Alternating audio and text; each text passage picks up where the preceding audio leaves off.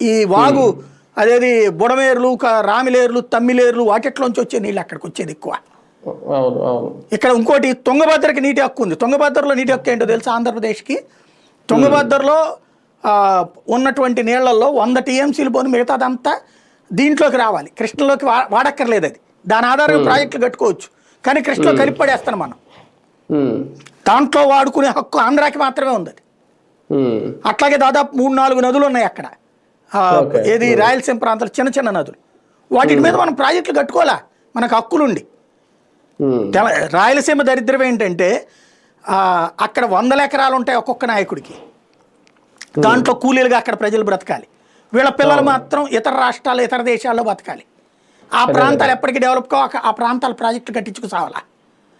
రాష్ట్రాన్ని సుదీర్ఘంగా పరిపాలించింది ఎవరు? ఉమ్మడి రాష్ట్రాన్ని 100కి 95 మంది రాయలసీమ వాళ్ళు. కాంగ్రెస్ కాదు, రాయలసీమ వాళ్ళే. 100కి 95 మంది ఇంక్లూడింగ్ తెలుగుదేశంలో చంద్రబాబుతో సహా.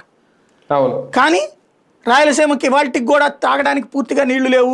అనంతపురం అడుక్కు తినే పరిస్థితిలో ఉంటుంది. కర్నూలులో కష్టాలు ఉంటాయి. కడపలో నీళ్లు ఉండవంటే ఏంటి? వాటిని సరిచేయడం ప్రారంభించినోడు రాజశేఖర రెడ్డి, తర్వాత దాన్ని కొనసాగించినోడు జగన్మోహన్ రెడ్డి. ఎందుకంటే వాళ్ళకి ఆ అంశం మీద సబ్జెక్ట్ ఉంది, బాగా డెప్త్ నాలెడ్జ్ ఉంది.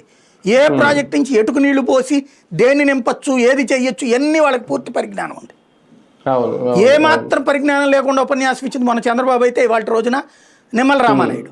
ఎవడైనా ప్రాజెక్టు కడతంటే ఇది తీసుకెళ్లి రేపు పొద్దున తెలంగాణ గవర్నమెంట్కి సెంట్రల్ దగ్గర కంప్లైంట్ చేస్తే శాశ్వతంగా మనల్ని ఆపుకుని మన నోట్లో మట్టి కొట్టించే పని కదా.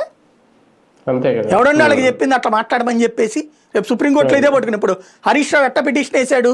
ఎవడో 2 తెలుగుదేశం పార్టీ ఎమ్మెల్యేలు ఇది